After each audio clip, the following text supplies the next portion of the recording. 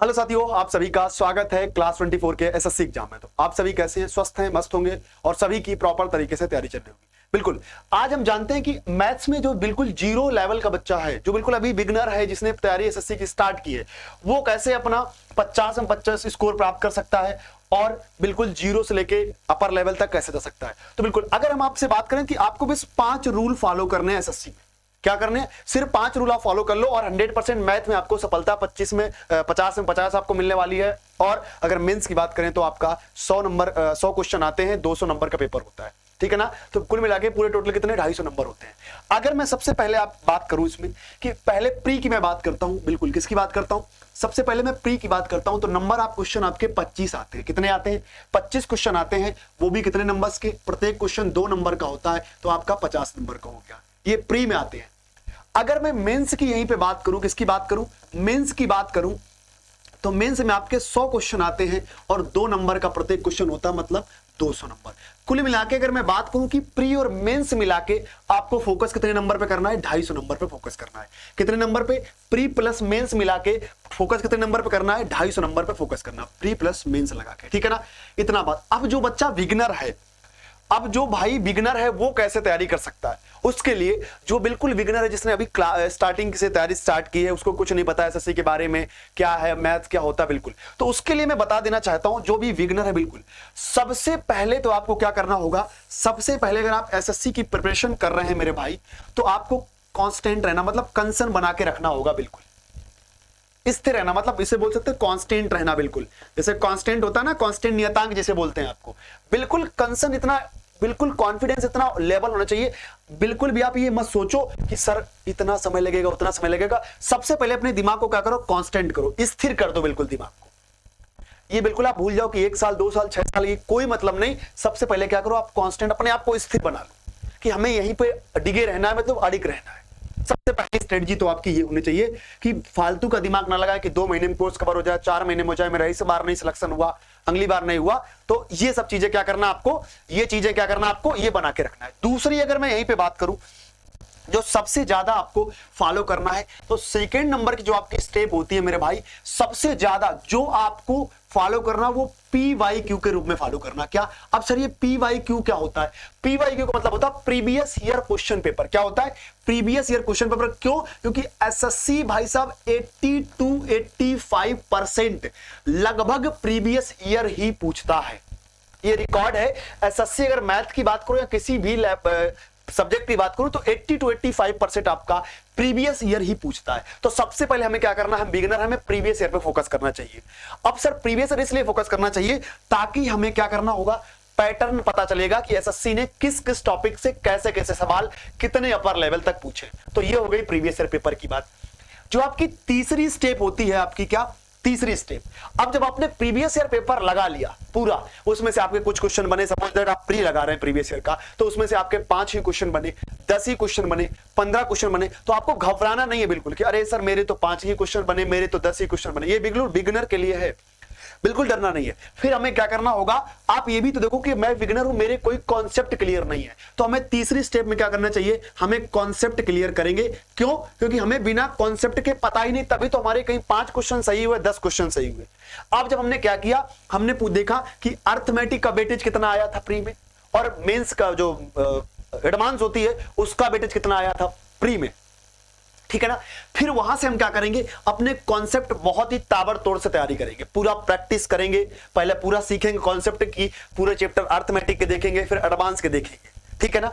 इसके बाद जब हमारे कॉन्सेप्ट क्लियर हो जाएंगे, क्या हो जाएंगे, जब हमारे कॉन्सेप्ट क्लियर, हमने अर्थमेटिक पढ़ ली, एडवांस भी पढ़ ली, हमारे कॉन्सेप्ट क्लियर हो गए, फिर हम क्या करेंगे, जब कॉन्सेप्ट क्लियर करने में कम से कम महीने 2 महीने तो लग ही जाएंगे भाई, 3 महीने लगभग पूरी मैथ खत्म करने में कॉन्सेप्ट क्लियर। अगर आप बिल्कुल जीरो हो तो भाई कम से कम 4 से 5 महीने लग जाएंगे। अगर थोड़ा बहुत आपको आता है तो थोड़ा आप जल्दी कर लेंगे। जब बेटा क्या हो जाएगा मेरे बब्बर सिरो, जब आपके कॉन्सेप्ट सारे क्लियर हो जाएंगे, आपको पता लग जाएगा कि इसकी वैल्यू कहां से आती है, कहां से प्रीवियस ईयर कहां से पूछा, परसेंटेज से कहां से पूछा, प्रॉफिट लॉस से। फिर हम जाएंगे कहां पे भैया, मॉक टेस्ट पे जाएंगे। कहां पे जाएंगे? मॉक टेस्ट पे जाएंगे, क्योंकि मॉक टेस्ट बहुत बहुत इंपॉर्टेंट है अगर आप एसएससी सीजीएल की तैयारी कर रहे हैं, या सीएचएसएल की तैयारी कर रहे हैं, या सीपीओ की तैयारी कर रहे हैं। मॉक टेस्ट बहुत ही इंपॉर्टेंट है, बहुत इंपॉर्टेंट है मॉक टेस्ट, ठीक है ना। इसके बाद पांचवी नंबर जो आपका आता है मॉक टेस्ट देने के बाद, फिर सर क्या बचा, मॉक टेस्ट देने के बाद एनालिसिस करना बहुत जरूरी है। क्या मेरे भाई, मॉक टेस्ट का क्या, एनालिसिस करना बहुत जरूरी है। अगर आप ऐसा नहीं कि आप मॉक टेस्ट दे रहे हैं उसका एनालिसिस नहीं कर रहे, एनालिसिस आपको करना ही पड़ेगा, क्योंकि बिना एनालिसिस के मॉक टेस्ट देने का कोई फायदा नहीं, 0% फायदा है। अच्छा, एनालिसिस करते करे कैसे सर, पहले हमने क्या किया, सपोज दैट हमने 25 के दे दिए, मैं चारों सब्जेक्ट की बात कर रहा हूं, 100 नंबर का पेपर हुआ, सभी का दे दिया। फिर हमें क्या करना, उसमें से देखना है कि सर हमारा जो मैथ पोर्शन है, अगर हम मैथ की खास बात करें कि जो हमारा सर मैथ पोर्शन है उसमें किस किस सवाल के आपके गलत हुए, उनको देखेंगे, एक कॉपी पे नोट करेंगे, ठीक है ना। कॉपी पे नोट करके फिर आप देखेंगे जो आपने परसेंटेज जैसे पढ़ा था और परसेंटेज से आपका सवाल नहीं लगा, हम परसेंटेज पे जाएंगे, हमारे कॉन्सेप्ट जब क्लियर है तो सवाल हमसे क्यों नहीं लगा। तो इस तरीके से ये 5 रूल आपको फॉलो करना है, ठीक है ना। इसी तरह की वीडियो देखने के लिए हमारे साथ जुड़े, कितने बजे, सुबह 10 AM पे आपकी टॉपिक वाइज क्लास चल रही है, कितने बजे, सुबह 10 AM पे आपकी टॉपिक वाइज क्लास चल रही है, SSC ओरिएंटेड, जो इसमें आपकी हम CGL और CPO की बात करते हैं, बिल्कुल ओरिएंटेड, बिल्कुल कैसी क्लास चल रही है, टॉपिक वाइज चल रही है।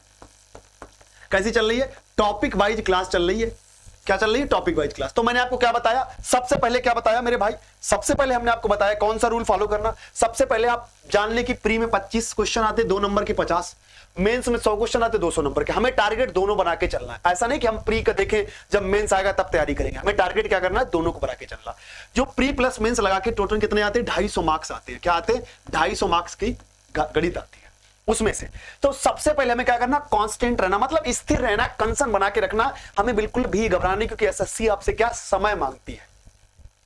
एसएससी क्या मांगती है, समय मांगती है बेटा। ऐसे नहीं कि क्योंकि बहुत बच्चे तैयारी करते हैं, बहुत ज्यादा, तो ऐसा नहीं कि महीने 2 महीने में आपका सिलेक्शन हो जाएगा, समय मांगती है, ठीक है ना। तो सबसे पहले हमें, सबसे मेन हमारा जो मुद्दा है वो कांस्टेंट रहना, स्थिर रहना बिल्कुल है। हमें बिल्कुल भी निगेटिव वातावरण में नहीं जाना, हमें बिल्कुल सोचना नहीं है कि क्या करना क्या नहीं करना। जो दूसरी सबसे इंपॉर्टेंट बात होती है वो प्रीवियस ईयर क्वेश्चन पेपर पे जाना है, क्योंकि 80 to 85% प्रीवियस ईयर क्वेश्चन ही पूछे जाते हैं, ठीक है ना। इसके बाद हम जब यहां पे जब जज कर लेंगे कि हमसे 5 बने क्वेश्चन, 10 बने, फिर हम जाएंगे कॉन्सेप्ट पे, फिर अपने क्या करेंगे, कॉन्सेप्ट क्लियर करेंगे, ठीक है ना। और जब हम कॉन्सेप्ट क्लियर कर चुके होंगे तो फिर हम क्या करेंगे, मॉक टेस्ट देना स्टार्ट कर देंगे। क्यों, क्योंकि आपने प्रीवियस ईयर पेपर पहले लगा ही लिया, आपने देख लिया कि कहां से कहां का लेवल आता है, फिर आपने क्या किया, कॉन्सेप्ट क्लियर कर लिए, और फिर आपने क्या किया, मॉक टेस्ट। और फिर जो 5वां नंबर है, मॉक टेस्ट का एनालिसिस करना बहुत इंपॉर्टेंट होता है, क्लियर ना। तो ये 5 रूल आप फॉलो कर लो। अब कुछ बच्चे कहेंगे सर कॉन्सेप्ट पहले क्लियर करें, बाद में PYQ दें, कोई दिक्कत नहीं है। अगर आपके कॉन्सेप्ट नहीं क्लियर तो आप यहां से जा सकते हैं। जब आप PYQ देंगे तो आपको क्वेश्चन का लेवल पता लगेगा, तो आप अच्छे तरीके से तगड़े लेवल से आप कॉन्सेप्ट क्लियर करेंगे। अगर आपने पहले कॉन्सेप्ट सीख लिए तो ऊपर कॉन्सेप्ट सीख लिए, फिर आपने PYQ दिए तो फिर दोबारा तुमको कॉन्सेप्ट सीखने पड़ेंगे। इसलिए पहले क्या करना, PYQ करना, फिर कॉन्सेप्ट सीखना, तब आप अंदर तक डीपली तक कॉन्सेप्ट सीखेंगे, क्लियर है ना। तो ये 5 रूल आप फॉलो कर लो, 100% मैथ में आप पूरे नंबर ला सकते हो, कोई बड़ी बात नहीं है, आसानी से ला सकते हो। अब हम अगले वीडियो में हम चर्चा करेंगे किस पे, बुक्स के बारे में, क्या क्या बुक्स, कौन कौन सी बुक सफिशिएंट रहती है ना, प्रीवियस ईयर पेपर के लिए कौन सी बुक, हमें प्रैक्टिस के लिए कौन सी बुक, टॉपिक वाइज के लिए कौन सी बुक। तो बने रहिएगा हमारे साथ। कितने बजे, रोज डेली 10 AM पे CGL और CPO की क्लास होती है, टॉपिक वाइज जुड़िएगा। क्लास 24 SSC एग्जाम पे मिलेंगे कल सुबह 10 बजे। तब तक के लिए खुश रहे, मस्त रहे, अपना ख्याल रखें। जय हिंद, जय भारत।